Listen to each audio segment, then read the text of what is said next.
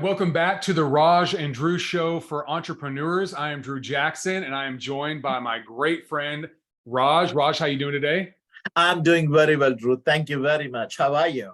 Wonderful. It's a beautiful spring day as we record this, and we are going to talk about leadership. And you've got some leadership practices for maximum impact. In our last episode, we discussed about influence, a unifying vision and execution strategy. Now let's look at rest of the 4 more leadership practices for an entrepreneur or small business leader to make maximum impact in their organization. And now the 4th step, we had the influence, then we had the vision, now you have a strategy to execute. Now, once we have those 3 things, what is the critical piece of it? People, right? Somebody has to do the work. Somebody has to execute on all of those things.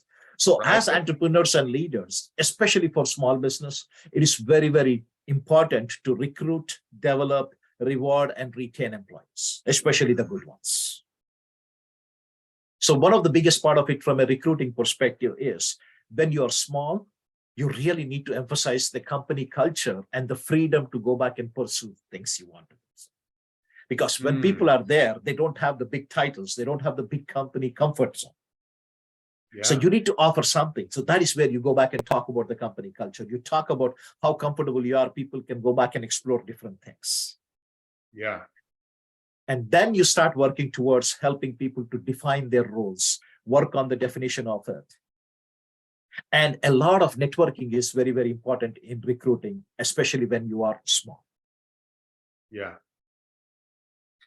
You know, it's an interesting time that we find ourselves in right now, coming out of the Great Resignation, where, you know, people could go across the street, you know, ask for higher pay, for, you know, work from home, concessions, whatever the case is, and generally people would get it. And now that is slowed down, and I've even seen some. I think it was the Wall Street Journal had an article about how employers are hiring folks that were retired and older demographics because, you know, and you can argue this, I'm just saying this is what the article said, that the work ethic is stronger among these older, more senior workers. And so they want that strong work ethic in the workplace right now. And so, you know, it's interesting. There was a counter article to that in Insider, and they said that businesses need to make more concessions and they need to offer more perks. But the reality is, if we are headed for a recession, which looks like that's what the indicators are, and that's what the Fed is attempting to do, is to reset the market with the interest rate hikes, then, you know, we've got to recognize the signs of the time. And if the older people that are maybe don't need as many perks and they're just going to come in, put their head down, do the job, might be more gainfully employed than folks who are looking for something else in the workplace. So it's an interesting time as we're just talking about people, right? We talk about the VUCA environment, right? This volatile environment where there's uncertainty in the marketplace. It's complex and it's ambiguous, and you're always having to make changes. Well, that's exactly the market that we find ourselves in. And so you've got to be adaptable. You mentioned adaptability earlier when you talked about influence, I believe. Yes. And that adaptability is going to be key throughout the process of recruiting, recognizing when, hey, the market is telling me I've got to pay more right now because I just can't get good people. And always you got to take care of your people, though. You got to create an environment where they want to work. And that doesn't always mean more money. It does mean things like being authentic, right? Yes. Being genuine, being honest with them. When you make a mistake as a leader, you're not perfect. They know you're not perfect. Don't try to pretend you're perfect. Let them know, hey, I screwed up right there. I'm going to fix it. I'm going to make it right. My bad. And then we can move on. Right. So all those things come into that at least retention piece. Basically reward and retention. Process. That is how it comes. Yeah. So to your point, basically both the articles might be missing some points because they're generalizing things. Absolutely. 100%. So because each one of them, basically, if you look at the people who are retirees, each one of them have a different need. Yeah. And we need to be cognizant of that. And that should be the customization where somebody really talks to them and say, hey, what is the motivation for you to come back? Mm-hmm. So for some, it might be really monetary because they didn't have a lot of savings, whatever reason. And for some people, is they just want to make a contribution. You pay me little, pay me nothing. I'm okay with that. Yeah. So people have to go back and say, you cannot generalize things. Mm-hmm. And you can't talk about younger generation versus old generation as well. When we talk about younger generation not reliable, I have seen so many of these kids in their late 20s and early 30s. They work 18 hours. During the pandemic, working from home, I have seen them working 60, 70 hours to catch up for somebody else, or somebody was with COVID out of their jobs. Yeah. So I've seen all of that. So we cannot really generalize everything and talk about it from that perspective. Yeah. Well, and the to that point that you're making, the funny part about it all is that's nothing new, right? Isn't it always? I mean, I remember when I was young, it was, back in my day, we worked so much harder. Well, now, it just keeps on going on, right? And now the people that were young at that time, now they're older, and they keep saying now the younger people are lazy. I think you're absolutely right. It definitely depends on the individual, the experiences they had, the home they grew up in, what was kind of required of them, how they were raised, the models that they had throughout their life. All those things factor in. But it was interesting to see those two articles kind of right next to each other come out around the same time and have just completely different points of view. And that is the power of it, and that is the data they're looking at. Yeah. And that's the reason why you want to listen to everything else, but you really want to go back and do your analysis and understand people, because people are the most complex of everything else. Yeah. Each person is very different. Yeah. And then I think another thing to remember is you've really got to know your individual market. Yes. There's certain markets in the US that the real estate market's crashing, and there's others that it's totally fine. It really just depends on your local market, the job situation there, which is going to factor into what you pay and all that kind of stuff, cost of living. So yeah, I think really understand your specific unique, and then the business you're in, it's going to draw a certain type of people, and be aware of that. So I just adding to the simple piece of it right now, because of the recession, there's so many people saying, man, nobody's hiring. It's so difficult to get a job and everything else. So since Jan, I worked and mentored. One of my hobbies is mentoring the students graduating and stuff. And I worked with 6 out of 6, all 6 of them got employment within 4 to 6 weeks. Wow. So nobody, and again, it is not like they're penny pinching. They're getting pretty decent salaries and everything else. Yeah. So what would you say about that? Basically, everybody's saying this thing. So the way I look at it is, even the worst case, the unemployment is only 20%, right? So 80% of the people, they're still jobs. Yeah.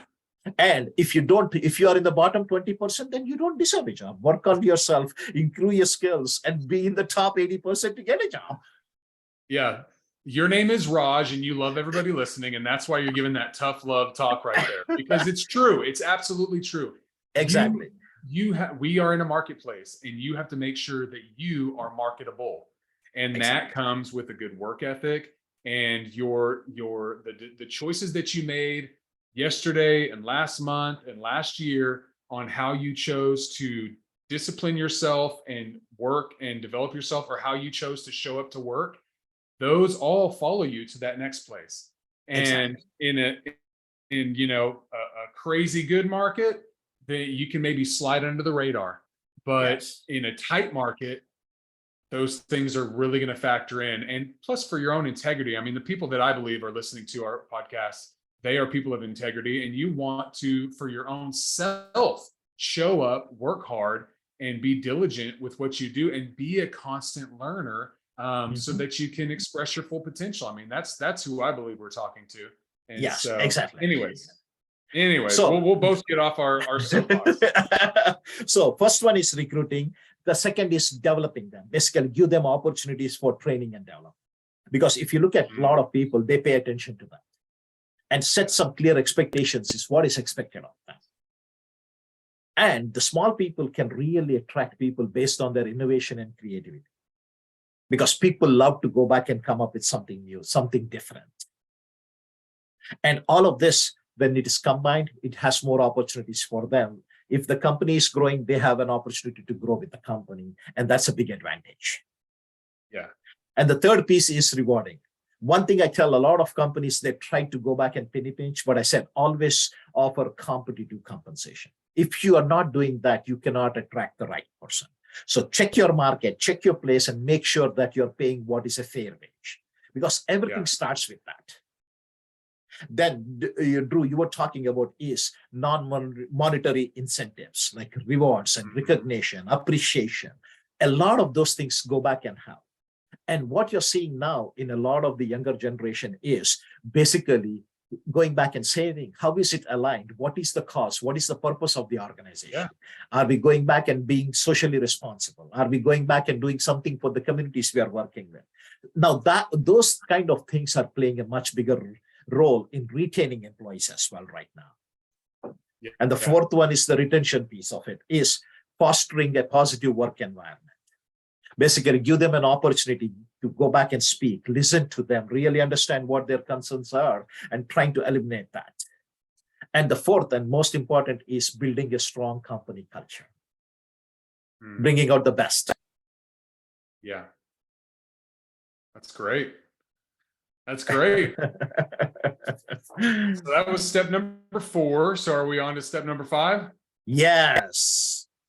And this is the other piece of your execution is we're talking about measurable results. Yeah. And I always tell people, basically think of it going to a basketball game or a football game. Before that, everybody's warming up, everybody's doing things, but nobody pays any attention to that.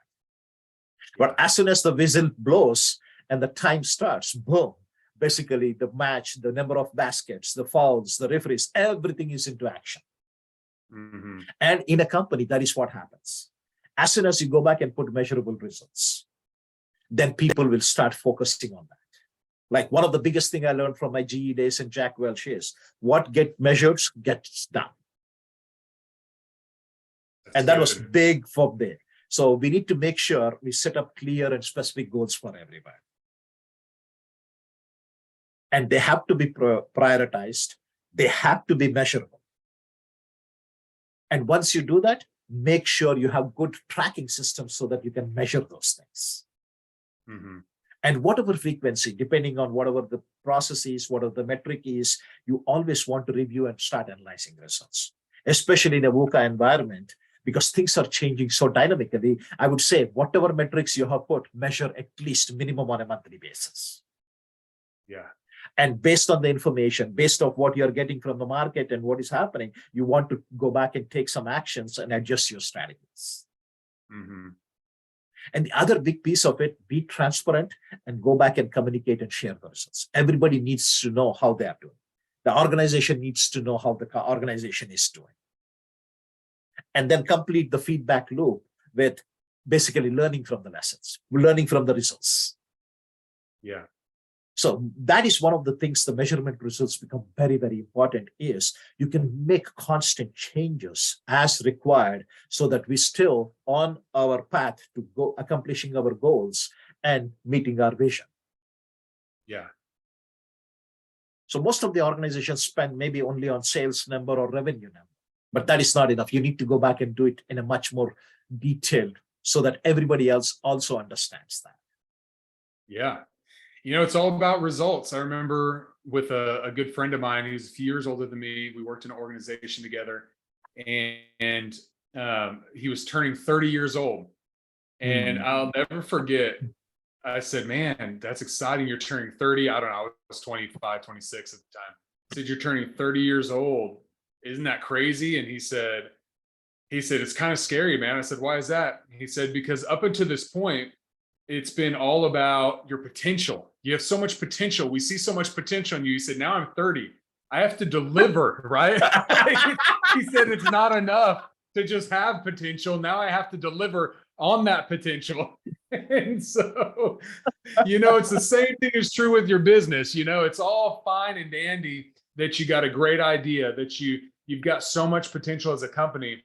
But at some point, you know, whoever those stakeholders are, that are, you know, whether it could be your spouse, it could be, your family members that invested in you. It could be your team that is saying, look, you need to show up or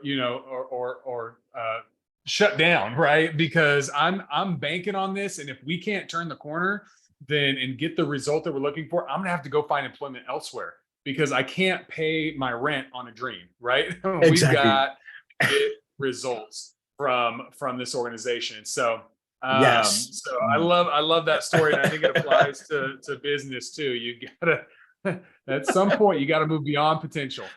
Yes. And that's a very great story. And the second side, when I was working with GE, early part of it, I had a good mentor and I was talking to him about promotions and growth and everything else. And he said, Raj, I was talking about because I didn't get one of the bonuses what I expected. And he said, Raj, don't expect a bonus based on what you did last year, because last year you got paid. January 1st, everything starts at zero. The new measurement starts. Tell me, what have you done in the 12 months now? And then your bonus is appropriate to 12 months what you have done today. What you have done last year is last year. Yeah. And that is so important from an accountability and measurement perspective. Yeah. Yeah. It reminds me of the Babe Ruth quote. The yesterday's home runs don't affect this game. It's that same idea that whatever the clock is, whatever the measuring stick is, it resets at some point. Be aware of that, be cognizant of that. You're saying reset it every month so that you can have a proper understanding of the current reality instead of an uninformed version based on past wins. Exactly. Very, very important and very, very powerful. And the next one, basically, when we talk about entrepreneurs and small businesses, one of the biggest thing is they need to grow. They need to scale their business. And the only way companies can grow is two things. One is innovation, and second is continuous learning. Those two becomes very, very critical for them to go back and scale from stage 1 to stage 2, stage 2 to stage 3, whichever stage they are and where they want to go next. So that becomes very important, especially from a 3-year to 5-year strategy. The innovation becomes very, very important. Yeah. And in order for that, basically the culture, whatever culture we have in an organization, it has to create a culture of innovation. It has to support that, whatever culture we have. Yeah. And the second part of it is constantly provide learning opportunities. Basically, it can be small or big, but always going back and looking at it from the learning opportunities. One of the things I always use with my clients is SCR, strategy execution review, and strategy performance review. So what was the strategy last year and how did we perform? What can we learn? And I focus on not just the bad, but the good piece of it. What did I learn good? And why did it happen? What can I learn from it? What was the bad thing that happened? And what can I learn from it? And together, what can I share everybody else so that everybody else has a learning opportunity? And those are the kind of the things. And the third piece of it is collaboration and cross-functional teams. The cross-functional teams brings in a lot of different mindset. Different people with different departments have different ideas. So the diversity of the teams really help us with creativity and innovation. Well, and not only creativity and innovation, but I think even diversity on a team can protect you from pitfalls. Yes. Sometimes some of us, we don't even need to innovate. We just need to not trip over our own self, right? Yes, you're right. You're right. Very true. Our own limited perspective. And when we get some other perspectives in there, then we can protect ourselves from really just unnecessary mistakes and have a platform where we can now innovate. So I think it's both. I think the diversity and having different ways of thinking, different perspectives, different outlooks is going to protect you in circumstances as well. Yes. And this next point is very, very important. Basically, embrace failures as a learning opportunity. See, we talk about innovation, we talk about everything else, but we know everything is not going to be a success. We will have some things which will not work the way we planned. So they will be failures. Yeah. And this is where the culture and the owner or the entrepreneur behavior and culture plays a big role. If they go back and start really penalizing the person who created the failure, then the culture is gone and nobody talks about innovation. Yeah. So here, the talk is not so important. The walk is more important. The culture is very important. Yes. That is And so then true. and that is one of the biggest pieces I have seen missing in a lot of cultures. And then the next part of it is the culture has to be to go back and give them autonomy and really have the ownership as well. So when I'm coming with an idea, okay, you go back, work on it. We're okay with it. We'll give you a small budget, ask for the approval, and then go work on it. Take the ownership and bring it to execution, bring it to fusion. And the last but not the least is recognizing and rewarding innovation.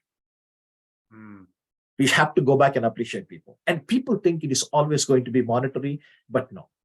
A lot of surveys show is there are so many other non-financial ways of rewarding people, and people are very excited about it. And remember, in the recruiting, I was saying, when you pay them fair wages, the monetary does not become an important. When you're paying lower salaries, then the monetary becomes very important. Yeah, and it's almost always a complaint, right, towards the monetary reward. And yeah, if they don't have to worry about that, then they can think about, wow, it felt really good when they gave me public credit for the idea that was innovative. And those types of things matter in an organization. If you get help or someone's idea, I did it today in a thread, in like a Teams message, and some people added some components to the ultimate idea that I presented to a group, and I gave them credit. And that matters so much. You have to do that. It costs you nothing to do that, but it gains so much in way of influence and credit, just, relational credit within an organization. Yeah, very, very important and stuff. So now comes the last one. All right, let's hear it. The last one is all about leading yourself. Yeah. Because the hardest person to lead, right? Exactly. The toughest piece of it of all. And entrepreneurs, most of the entrepreneurs miss that. I remember early days, even I missed some of those things and stuff. So basically, leading yourself is almost like, how do you go back and manage things so that your mental health, your physical health, the business health, financial health, all of that are taken care of. And the first thing it starts with ourselves is self-leadership. When I go back and self-leadership is, are we taking the initiative? Are we being proactive in making decisions with respect to this? We are very good decision making on business decisions, product decisions, scaling decisions, sales decisions. But when it comes to us, we try to neglect them. Yeah. Or it is not important and we push that aside. So we need to make a priority on that. We need to take the initiative to make things happen. Yeah. And the two biggest tools they can start using is self-reflection and self-awareness. The self-reflection is really going back and thinking through and is saying, what is working, what is not working? Yeah. And then what can I do? What can I change? It might take us only 15, 20 minutes, 30 minutes a day, but the productivity and the effect of it and the positive effect of it is so huge. People don't realize that. It's so powerful, and it is simple. If you get in the habit of it, you can drive home from work and not turn on the radio, don't make a phone call, don't listen to a podcast, just sit in your car for 15 minutes and go through the day in your mind. Exactly. Perfect. How did that interaction go? Why did that person make that face when I said that? Maybe what was my tone when I said that? And you can think through all of these different things. And I think another great exercise in personal leadership and self-leadership is, and let me say it this way, to someone who's been in leadership for a while. You've mentored people, you've coached people, you've led people for a while. The best thing you can probably ask yourself is, if I saw one of my mentees, the people I'm mentoring, and they were facing the problem I'm facing, what would I tell them? And that's probably the best advice you could give, because when you're outside of that situation, there's no ego involved, right? Yes. So now you don't mind. You tell people, well, just go apologize to them. Well, easy for you to say, right? Yes. Now it's like, well, it's different because it's me, Yes. But maybe that's just what you need to do. You need to apologize, or you need to go, hey, if I came across the wrong way, that wasn't my intention. And I want to apologize because that's not what I was trying to do. Bam, you can clear things up or even just check in with people. I had this happen last week where I made a joke, and in text form, it was a group text, things don't always come across, right? And the person didn't respond to it. I thought, man, that's something. If I was talking to this person to their face, I think they would totally understand. I was just making a lighthearted joke. And but they're younger than me, they're not as experienced. They might have thought I was kind of putting them down in this situation. And so I jumped out of the group text, went to a one-on-one text and said, hey, I hope that that didn't hit you wrong. I was not trying to make fun. I was just making light of the situation as a whole. And the person said, oh no, sorry, I'm busy, I didn't respond. No, that's totally fine. Didn't take it that way at all. But you know what that does? That makes them go, well, I appreciate Drew that he's actually trying to be aware of those things and not try. So goodwill, you gain goodwill in that moment, you lose nothing. So I think reflecting is so powerful of an exercise for a leader. It's essential, really. Exactly. And when you combine that with your self-awareness, it becomes double whammy, and it's almost 3x to 5x more effective. Yeah. The emotional intelligence, which the self-awareness comes from.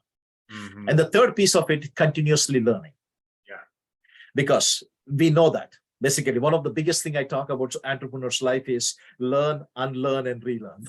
Yeah. And each one of us has to be very, very comfortable with that piece of it. Change is the only constant. We've talked about it before. You have to have that growth mindset. Exactly. And you can't get stagnant and think that you have it all figured out. You've got to continuously grow, develop yourself. I heard it said this way: an expert in anything is a student in that very same thing.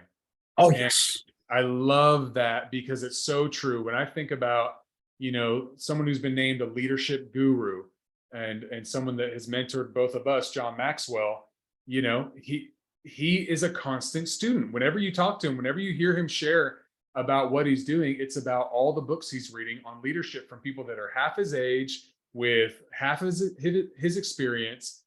But he says, I can learn something from them, and they have something that I don't have, and I want to get it.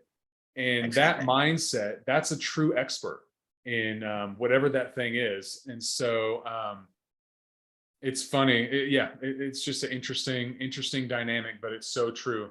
I even heard, and this is kind of something different, maybe we'll talk about this in a couple of weeks, but just been doing some training around mindfulness and what it means. And this guy was saying, if you talk to people who have been, practicing meditation techniques and studying mindfulness for 40, 50 years, he said, the first thing they'll tell you is, I know nothing.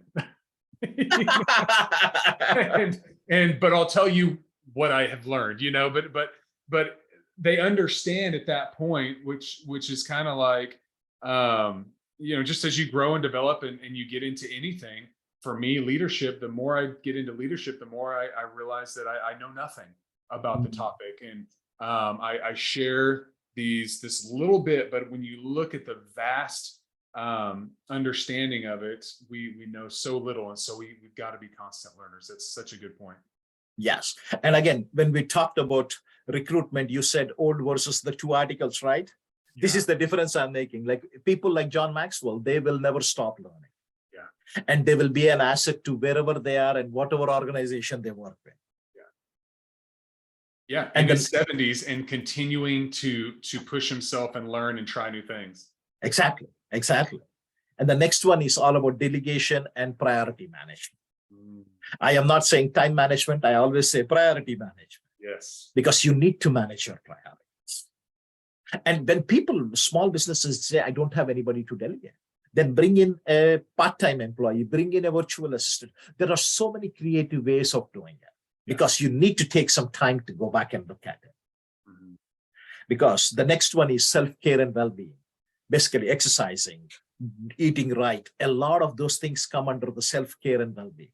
Because at the end of the day, eventually that will catch up if we abuse it. I see a lot of entrepreneurs who really have burnout or mental issues because of that piece of it. They never took the time to self-care and well-being. Yeah. And last but not the least is always having a balance in where they are putting their time and energy between business and personal and family and culture or church, whatever they believe in, always allocating a little bit of time to all of the priorities they have and being flexible about it. Yeah. That becomes huge, very, very powerful. I love So it. those are the 7 elements from basically leading self, the toughest part of the 7. Yes. Yes. That is so good. Wow. So leadership practices for maximum impact. We've got influence, building a vision, execution strategy, recruiting great people, focusing on results, innovating for the future, and then leading yourself. I mean, that is a powerful list of practices, leadership do's, we could say, Yes. and things you should engage in if you want to have a fantastic impact as an entrepreneur. With that, Raj, are there any closing or parting thoughts that you want to share before we sign off today?